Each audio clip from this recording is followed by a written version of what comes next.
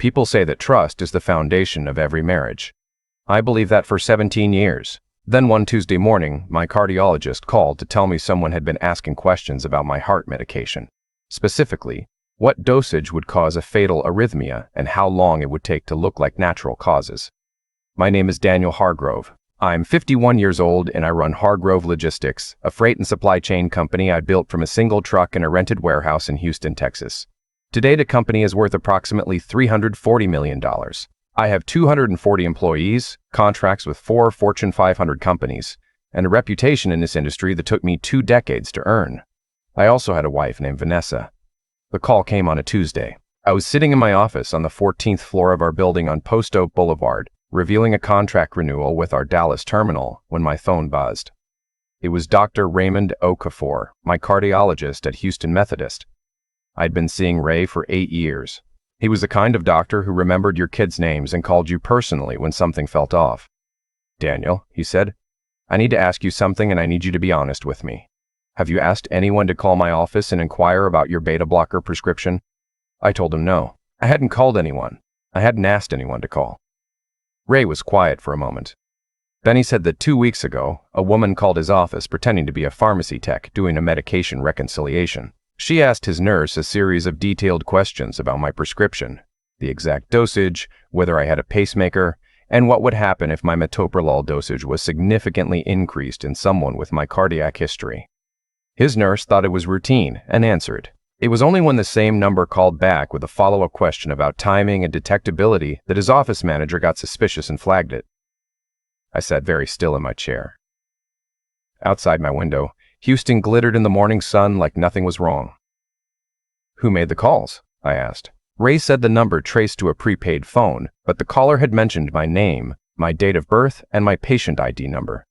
She had information that wasn't publicly available. He'd reported it to the hospital's compliance office, but he wanted me to know first. I thanked him. I told him I was fine. I set the phone down on my desk very carefully, the way you set something down when your hands have started to shake. My wife Vanessa and I had been married for 17 years. We met when I was 34 and she was 28, at a charity gala downtown. She was stunning. Dark hair, sharp green eyes, the kind of effortless confidence that fills a room. I was a workaholic widower with a 6-year-old daughter and a company that was just beginning to find its footing. Vanessa was patient, warm, and smart. She became a wonderful stepmother to my daughter, Claire. I considered myself one of the luckiest men in Houston. We had a prenuptial agreement. Vanessa had suggested it herself early in our relationship, which I took as a sign of her integrity. The agreement stipulated that in the event of divorce, she would receive a settlement of $4 million and the house on Briar Forest Drive, but nothing from Hargrove Logistics. The company was to remain mine entirely. The policy had seemed fair. Now, standing on the other side of 17 years of marriage and a phone call from my cardiologist, I was doing math I didn't want to do. If I died, Vanessa was the primary beneficiary on my life insurance, $12 million. She was also listed as 50% heir to my estate, which included my stake in the company. My daughter Claire, now 23 and working as an architect in Denver, held the other 50%. I did not call the police. Not yet. What I had was a suspicious phone call with no hard evidence connecting it to anyone. What I needed was information. I'm going to tell you something about how I think because it matters for what comes next. I didn't build a $340 million company by reacting emotionally to problems. I built it by slowing down when everyone else was panicking, looking at what I actually knew versus what I suspected, and making a plan that accounted for variables other people missed. That skill, staying cold when everything in your chest is screaming, was about to become the most important skill I'd ever used. I called my personal attorney, Frank Della Costa, and told him I needed to update my will. Frank didn't ask why. He's known me for 15 years. We scheduled an appointment for Thursday. What Frank didn't know was that the update was a decoy. I wanted documentation that I'd visited an estate attorney, something that would be visible if anyone was watching my calendar. That afternoon, I drove myself to a Best Buy on Westheimer, paid cash for a prepaid phone, and called a name I'd been given 3 years ago by a colleague whose business partner had embezzled $6 million from their firm. The name was Helen Kovacs. She ran a private investigations firm called Meridian Consulting Group out of a nondescript office park in Sugar Land. My colleague had said she was the best in Texas and that she operated with complete discretion. I introduced myself without using my name. I told her I had a sensitive and potentially complex situation involving my personal safety and my company's financial integrity. I told her I suspected people very close to me and that secrecy was not optional. It was the only way the investigation could work. I told her I was prepared to pay whatever it took. She asked me 3 questions. Then she said, "Come to my office tomorrow at 7 in the morning. I'll have coffee." Alan Kovacs was 56, compact, with close-cropped silver hair and the calm, methodical manner of someone who had spent decades seeing the worst in people and found it more professionally interesting than personally disturbing. She had 2 investigators on her team, Marcus, who handled financial forensics, and a woman named Priya, who specialized in surveillance and digital intelligence. By the time I'd finished telling Helen everything over 2 cups of black coffee, she was already writing notes on a yellow legal pad. She asked about Vanessa's financial activity, her phone habits, whether she'd changed her routine in the past year. I answered everything I could. Then she asked whether there was anyone else who would benefit from my death or incapacitation. Anyone at the company, any business rival, any family member. I told her about my brother-in-law, Kevin, Vanessa's younger brother. He'd worked at Hargrove Logistics for 4 years as a regional operations manager. He was smart, ambitious, and had always seemed to resent the ceiling his sister's marriage put on his advancement. I promoted him based on merit, not relationship. When I passed him over for VP of Operations 2 years ago and gave the role to someone external, Kevin had been cold ever since. Helen wrote his name down without comment. She outlined the plan. Marcus would conduct a forensic review of Hargrove Logistics' financial systems. Priya's team would run surveillance on Vanessa and passive monitoring on Kevin's communications through legal means. Helen would personally oversee a background investigation on both of them, including financial records, phone activity, and any unusual associations. My job was to go home, act completely normal, and give them time to work. I asked her how long. She said, "Give me 3 weeks, and I'll tell you whether you have a problem or a coincidence." I drove home that evening and had dinner with Vanessa. She made pasta. We watched something on television. She fell asleep on the couch with her head on my shoulder. I sat there in the dark thinking about the phone call to Ray's office, and I kept my face perfectly still. The next 10 days were the strangest of my life. I went to work. I sat in meetings. I took Vanessa to dinner at Brennan's on a Friday night and ordered a bottle of Barolo and talked about whether we should renovate the kitchen. She laughed at something I said and reached across the table and touched my hand. I smiled back. On day 11, Helen called my prepaid phone at 6:15 in the morning. She said she needed me in Sugarland by 7. Her voice had a different quality than it had the first time.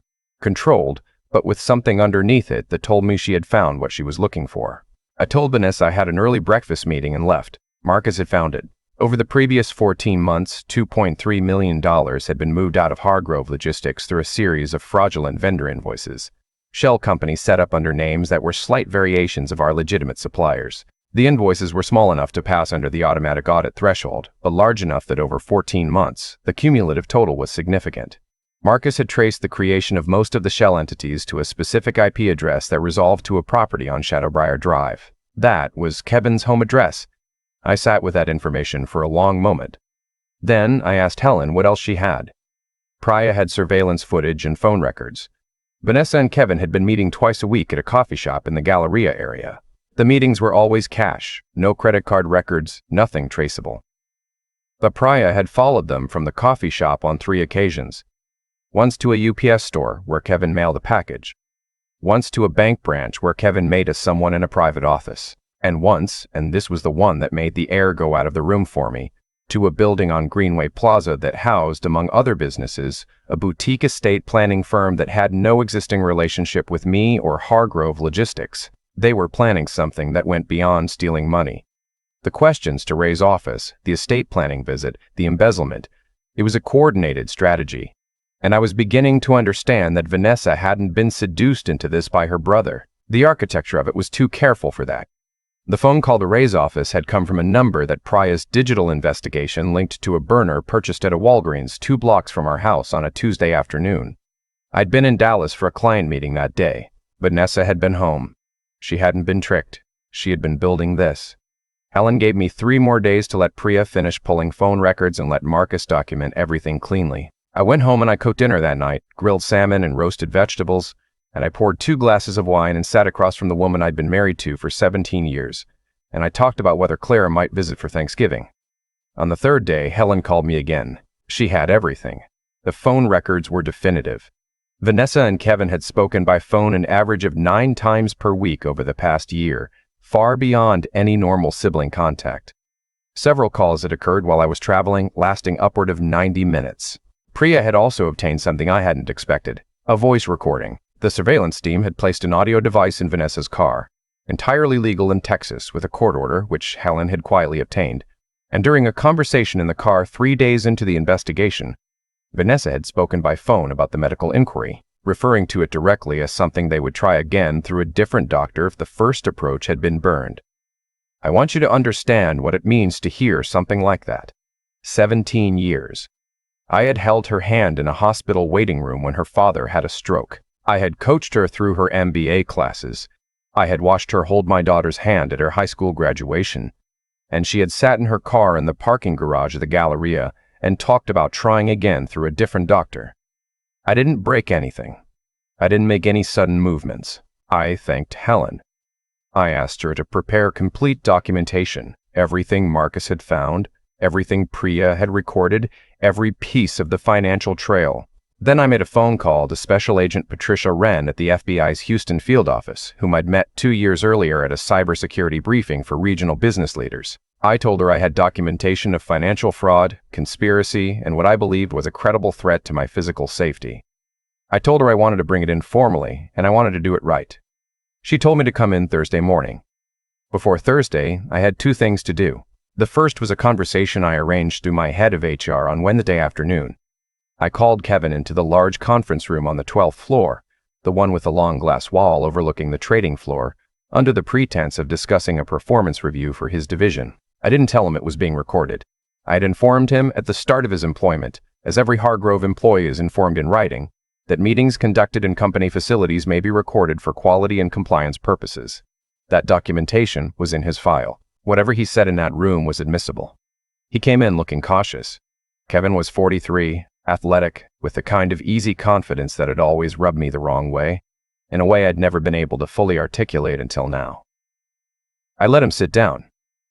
I poured him a water. Then I set a folder on the table and told him I'd been doing an internal financial audit and that some irregularities had come to my attention.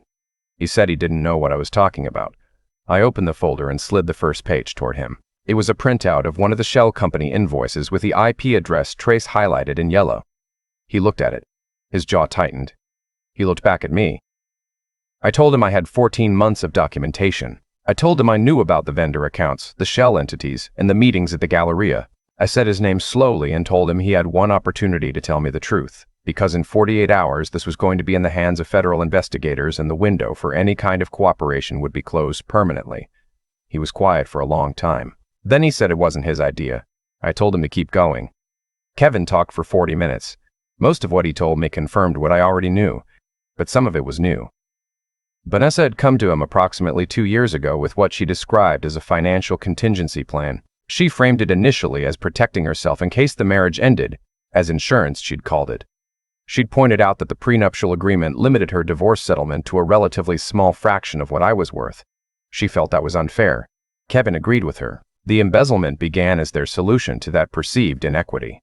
Then, about 8 months ago, Vanessa had raised the stakes. A divorce, she told Kevin, was too uncertain, too dependent on lawyers and judges and the prenup holding up in court. She had started researching alternatives. She told Kevin my cardiac history made certain options more viable than others, and that she'd been consulting with someone who understood pharmacology. Kevin said he didn't want any part of that, but he also hadn't stopped it. He hadn't called me. He hadn't gone to the police. He had just kept taking his share of the money and looked the other way, which made him as complicit as she was in the eyes of the law, and I told him so directly. He had the audacity to look surprised.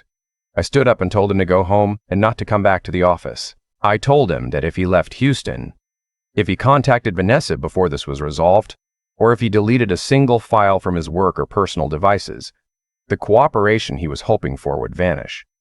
He walked out looking like a man who had just seen the exact shape of the mistake he'd made. The second thing I needed to do was harder. I asked Vanessa to meet me at the office at 5 o'clock on Thursday after the FBI meeting that morning. I told her I had some company news I needed to share with her personally before it became public. She said of course she'd be there. When she arrived, I was alone in the same conference room. I had a glass of water for her and nothing else on the table. I had asked the building security team to have 2 officers available on the floor below. She walked in looking composed and lovely in a gray dress, and she sat down, and she smiled at me and asked what was going on. I told her I knew about the phone calls to Dr. Okafor's office. The smile didn't leave her face immediately. It faded slowly the way a light dims on a rheostat rather than a switch. She said she didn't know what I was talking about. I placed a single sheet of paper on the table. It was a summary of Priya's phone record analysis. The prepaid number, the call dates, the location data that placed the phone near our house on the days the calls were made. She looked at it. She said anyone could have used a phone near our house. I placed the second sheet on the table. It was the transcript of the recording from her car. She read it. She set it down. She was quiet for a long moment. When she looked up at me, I want to tell you that I saw some version of the woman I'd married. Some crack of grief or shame or even just recognition. But what I saw instead was calculation. She was running numbers behind her eyes, assessing what I knew, what could be proven, what her options were. She said she wanted to call her attorney. I told her she should absolutely do that. I also told her that at approximately 9:30 that morning, I had met with Special Agent Patricia Wren at the FBI's Houston field office and delivered a complete file, financial forensics, phone records, surveillance reports, and the audio recording. I told her that Agent Wren had been extremely interested and that the investigation was no longer mine to manage. Vanessa's attorney arrived 22 minutes later. Kevin had already hired his own counsel by then. I found out later he'd called a criminal defense lawyer from the parking garage the moment he'd left the conference room the previous day. I walked out of the building at 6:15 in the evening and stood on Post Oak Boulevard in the warm October air. I called Claire in Denver. I told her there was something she needed to know about what had been happening and that she should call me back when she was somewhere private. She called back in 10 minutes and I talked to her for a long time. She was quiet throughout, the way she gets when she's processing something that doesn't fit her model of the world. At the end she said, "Dad, are you okay?" I told her I was fine. I told her I just wanted her to hear it from me first. The months that followed were neither simple nor clean. The federal investigation moved at federal pace. Vanessa and Kevin were both charged, Kevin with wire fraud, conspiracy to commit fraud, and felony theft. Vanessa with those same charges plus the more serious matter of conspiracy in connection with the medical inquiry, which federal prosecutors took seriously enough to involve a healthcare fraud specialist. I filed for divorce. The prenuptial agreement held exactly as it was written. Vanessa's attorneys tried 3 different approaches to challenge it and failed each time. All financial accounts we held jointly were frozen pending the criminal proceedings. She moved into a short-term rental in Midtown. Kevin was terminated from Hargrove Logistics the day after our conference room meeting, and his division manager, a steady, thorough woman named Rosario who had been with us for 11 years, stepped in and ran the division without missing a beat. The $2.3 million had been almost entirely traced. Meridian's financial forensics, combined with the federal investigators' work, recovered approximately $1.9 million. The remaining $400,000 had been spent on what I didn't want to know. I want to tell you about something that happened during the trial, because I think it says more about this whole situation than anything else. Vanessa's defense attorney made the argument in his opening statement that his client was a woman who had felt financially trapped in a marriage where the prenuptial agreement left her vulnerable, and that her actions, while unlawful, grew from a legitimate grievance about economic fairness in marriage. I sat in the third row and listened to that argument. And I thought about the dinner parties we'd hosted, the trips to Italy and Portugal, the renovation of the Briar Forest house that I had funded entirely, the university tuition I'd paid for 2 of her cousins because she asked me to, the years of a comfortable and generous life. The jury listened to the same argument. They deliberated for less than 6 hours. Vanessa received 8 years. Kevin received 4, with the possibility of earlier release contingent on continued cooperation with the federal investigation. He had, ultimately, given the prosecutors detailed testimony about the financial scheme in exchange for a reduced charge on the more serious conspiracy count. I had no personal feelings about that decision. The justice system worked as it was designed to work and produce an outcome I found entirely fair. I want to tell you how things stand now because I think the aftermath matters as much as the event. Hargrove Logistics had a difficult 6 months while the investigation was ongoing and the media coverage was what it was. The Houston Chronicle ran a piece. There were industry newsletter items. A few clients called to ask pointed questions, and I answered them directly. I told every single one of them exactly what had happened, what we were doing to address the financial exposure, and what controls we were putting in place. I lost 2 smaller contracts. I retained every major one.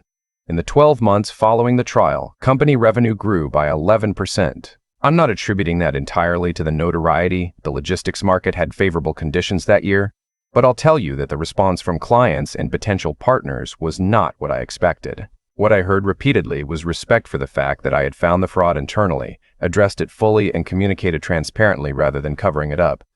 Several clients told me explicitly that the way I'd handled the situation increased their confidence in me. I've had dinner twice with a woman I've known professionally for years, a contract attorney named Lynn who handles shipping law for a firm we work with. She's intelligent and funny and does not seem remotely interested in my balance sheet, which at this point in my life is the most attractive quality I can imagine in a person. Nothing is certain yet, and I'm in no particular hurry. Claire came to Houston for Thanksgiving and stayed for 2 weeks. We cooked together and watched old movies and talked about everything and nothing. On her last evening before flying back to Denver, she said something I've thought about since. She said, "I used to think the worst part of what happened was that Vanessa tried to hurt you, but I think the real loss was that you had to grieve someone who was still alive." She was right. That's the part nobody tells you about betrayal at this scale. But the anger is almost the easy part. The harder part is the 17 years of memories you have to hold carefully, wondering what was real and what was performance, trying to decide whether to discard everything or just learn to carry it differently. I've mostly decided to carry it differently. The years were real to me. The trust was genuine on my part. The fact that it was weaponized against me says something about her, and nothing about the kind of person I want to remain. I still go to work every morning. I still believe most people are decent. I still trust the people around me, though I trust my own judgment about those people a great deal more carefully than I used to. I built something that couldn't be taken from me, and when someone tried to take it anyway, tried to take everything, including my life, the thing that saved me wasn't rage and it wasn't luck. It was patience. It was the willingness to stay quiet, stay smart, and let the truth do the work. The truth does the work every time. You just have to give it enough room.